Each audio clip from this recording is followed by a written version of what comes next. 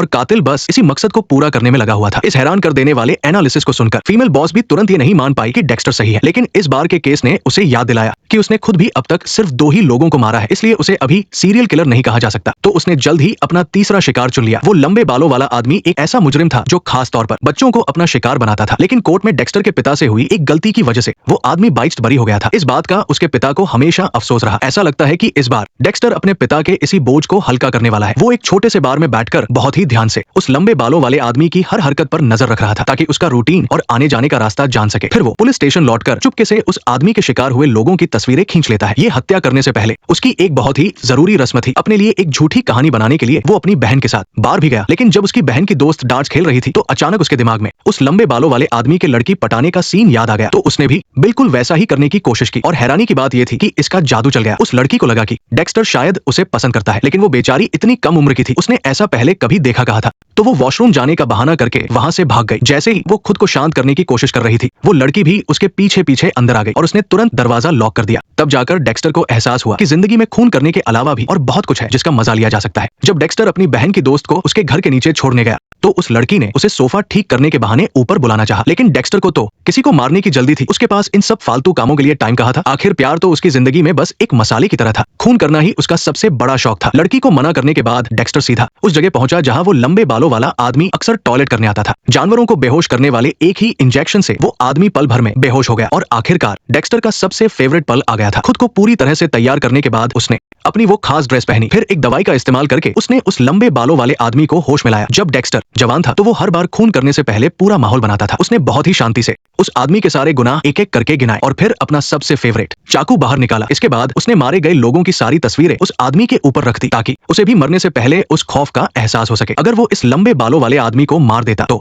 वो एक पक्का सीरियल किलर बन जाता। लेकिन किसने सोचा था कि वो आदमी डरने के बजाय हंसने लगेगा। और उसने डेक्स्टर का मजाक उड़ाते हुए कहा कि वो दोनों एक जैसे ही हैं। लेकिन डेक्स्टर कभी बेगुनाहों को नहीं मारता, वो सिर्फ उन लोगों को शिकार बनाता है जो मुजरिम है और कानून से बच निकले हैं। अब जाकर उसे कुछ सुकून मिला। जिसने भी खून किया है वो जानता है कि लाश को ठिकाने लगाना ही इस काम का सबसे मुश्किल हिस्सा होता है। अब एक सीरियल किलर बन चुके डेक्स्टर के पास इसके लिए अपना एक अलग तरीका था। वो रोज की तरह लाश को जंगल में मगरमच्छों के सामने फेंकना चाहता था। उसे लगा था कि इस बार की ये हत्या काफी मजेदार और शानदार रहेगी, लेकिन अचानक उसने देखा कि नदी के किनारे पुलिस की भीड़ जमा है। पुलिस कितनी भी हो उसे फर्क नहीं पड़ता, बस जल्दी से गाड़ी मोड़कर निकल जाना ही बेहतर था। लेकिन उसे क्या पता था कि पुलिस को उस तालाब से लाश के टुकड़े मिले हैं और ये हाथ वही था जिसे उसने पिछली बार फेंका था और मगरमच्छ उसे खाना भूल गए थे। इससे डेक्स्टर दुविधा में पड़ गया। अगर वो वहां से जाता है तो उसे डर था कि पुलिस उस टुकड़े से उस तक पहुंच जाएगी, और अगर वो रुकता है तो उसकी गाड़ी में एक ताजा लाश पड़ी थी। तभी डेक्स्टर को एक आइडिया आया और उसने अपना फॉरेंसिक आईडी कार्ड निकाला। फिर वो बहुत ही आराम से गाड़ी से उतरा और अपने कलीग से मिला। ऊपर से तो वो बहुत रिलैक्स लग रहा था, लेकिन अंदर ही अंदर वो सबूत मिटाने का प्लान बना रहा था। जल्द ही उसकी नजर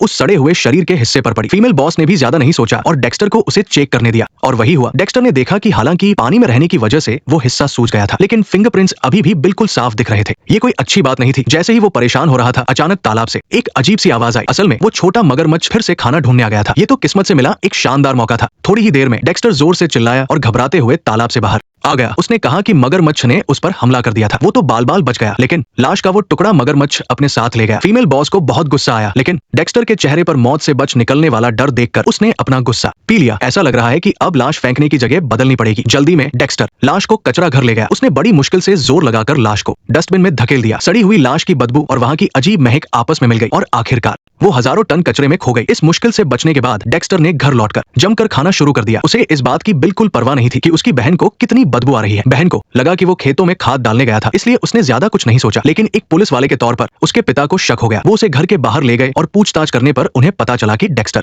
फिर से पकड़े जाते जाते बचा है। इस बात से उसके पिता बहुत नाराज हो गए। उन्होंने बचपन से ही डेक्स्टर को शिकार करना सिखाया था, लेकिन वो हमेशा कोई न कोई गलती कर देता है। उन्हें अपनी हार का एहसास होने लगा। डेक्स्टर ने जब देखा कि उसके पिता सच में गुस्सा है तो उसने तुरंत वादा किया कि आगे से ऐसा कभी नहीं होगा। सब कुछ सेफ रखने के लिए डेक्स्टर तुरंत पुलिस स्टेशन गया और केस की डिटेल्स चेक करने लगा। और वही हुआ। उसने देखा कि उसका कलीग उस टुकड़े की फोटो बड़े ध्यान से देख रहा था और कह रहा था कि छोटी उंगली की अंगूठी से मरने वाले की पहचान आसानी से की जा सकती है। डेक्स्टर को मामला बिगड़ता दिखा तो उसने तुरंत कलीग का ध्यान भटकाया। उसने कहा कि अभी सबसे जरूरी काम चीफ के बेटे का पता लगाना है। कलीग नहीं चाहता था कि चीफ उससे नाराज हो, इसलिए उसने डेक्स्टर की बात मान ली। इसके बाद डेक्स्टर रिकॉर्ड रूम में गया और अलग अलग सीरियल किलर्स की फाइल्स चेक करने लगा। डेक्स्टर वहां से लाश ठिकाने लगाने का अपने लिए एक सही तरीका ढूंढना चाहता था, लेकिन कई केस पढ़ने के बाद भी उसे कुछ काम का नहीं मिला, वरना ये सीरियल किलर्स कभी पकड़े ही नहीं जाते। तभी पुलिस स्टेशन में एक बार फिर कातिल की भेजी हुई एक उंगली मिली। चेक करने पर पता चला कि ये उंगली भी चीफ के बेटे की ही थी। कातिल साफ साफ तौर पर पूरी पुलिस फोर्स को चैलेंज कर रहा था। उसी वक्त डेक्स्टर ने ये भी देखा कि बॉक्स के नीचे खून की एक बूंद गिरी थी। ये शायद कातिल की किसी लापरवाही की वजह से छूट गई थी, तो उसने टेस्ट के लिए थोड़ा सा खून खुरच कर निकाल लिया। फीमेल बॉस ने भी तुरंत जाकर चीफ को इस बारे में रिपोर्ट कर दी। अगले दिन जब डेक्स्टर पुलिस स्टेशन में खून की टेस्ट रिपोर्ट लेने आया तो उसने देखा कि चीफ पहले से ही वहां मौजूद है। उन्होंने बड़ी उदासी से डेक्स्टर को बताया कि वो खून की बूंद कातिल की नहीं बल्कि उनके बेटे की थी। लेकिन डेक्स्टर को कुछ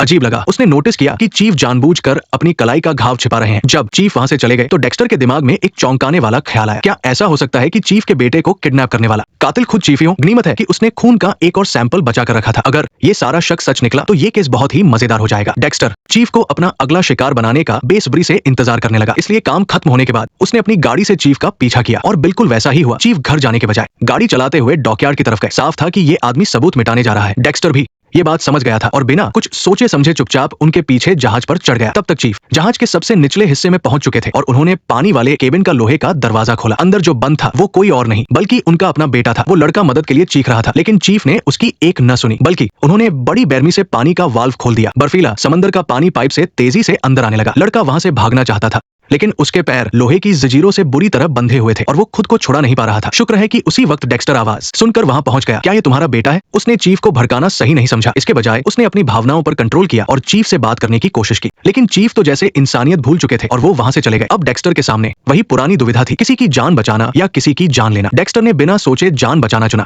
थोड़ी ही देर में डेक्स्टर ने उस लड़के को सुरक्षित बाहर निकाल लिया। वहां से जाने से पहले डेक्स्टर ने जहाज की फ्लेयर गन चला दी ताकि रेस्क्यू बोट जल्दी पहुंच सके। डेक्स्टर ने अब और देरी नहीं की और अपने शिकार को ढूंढने निकल पड़ा। उधर चीफ अपनी एक्स वाइफ के घर पहुंच चुके थे। अपनी एक्स वाइफ के पति को गोली मारने के बाद वो अब उसे भी मारने वाले थे। असल में इस औरत का बहुत पहले से अफेयर चल रहा था और वो बच्चा भी चीफ का अपना नहीं था। तुम मेरे साथ ऐसा कैसे कर सकती हो? मैं तुमसे प्यार करता था, मैं तुमसे प्यार करता था, तुम मेरे साथ ऐसा कैसे कर सकती हो? चीफ का गुस्सा शायद सिर्फ एक आदमी ही समझ सकता है। गुस्सा होना अपनी जगह है, लेकिन किसी की जान लेना तो बिल्कुल गलत है। गनीमत है कि डेक्स्टर वहां पहुंच गया और उसने जानवरों वाले एक ही इंजेक्शन से उन्हें बेहोश कर दिया। जब चीफ को होश आया तो डेक्स्टर ने उन्हें एक स्पीड बोट पर बांध रखा था। इस बार डेक्स्टर ने फिर से जगह बदल ली थी। चीफ ने जिस तरह उस बच्चे पर हमला किया था उससे डेक्स्टर बहुत भड़क गया था, इसलिए उसने एक ही झटके में चीफ की गर्दन काट दी। लाश के टुकड़े करके उसने उन्हें गार्बेज बैग में डाला और आखिर में एक बड़ा सा पत्थर भी अंदर डाल दिया ताकि वो समंदर की गहराई में डूब जाए। घर लौटकर डेक्स्टर ने सारी कहानी अपने पिता को बता दी। इस बार उसके पिता ने उसे कोई डांट नहीं लगाई, बस ये जानकर उन्हें थोड़ा झटका लगा कि उनका पुराना दोस्त उनके ही बेटे के हाथों मारा गया। लेकिन डेक्स्टर ने जिस तरह उस बच्चे की जान बचाई उससे उसके पिता को काफी तसल्ली मिली, क्योंकि इसका मतलब था कि डेक्स्टर में अभी भी इंसानियत बाकी है और वो पूरी तरह से एक क्रूर सीरियल किलर नहीं बना है। लेकिन कुछ ही दिनों बाद जब पूरा परिवार एक पार्टी में गया था तो अचानक डेक्स्टर का भाई वहां आ गया और ये आदमी तो डेक्स्टर से भी ज्यादा पागल है। अब ये दोनों मिलकर क्या क्या पागलपन करने वाले हैं ये तो अगले एपिसोड में ही पता चलेगा। खैर, विजुअल फोरेंसिक का सीजन 1 यही खत्म होता है। देखने के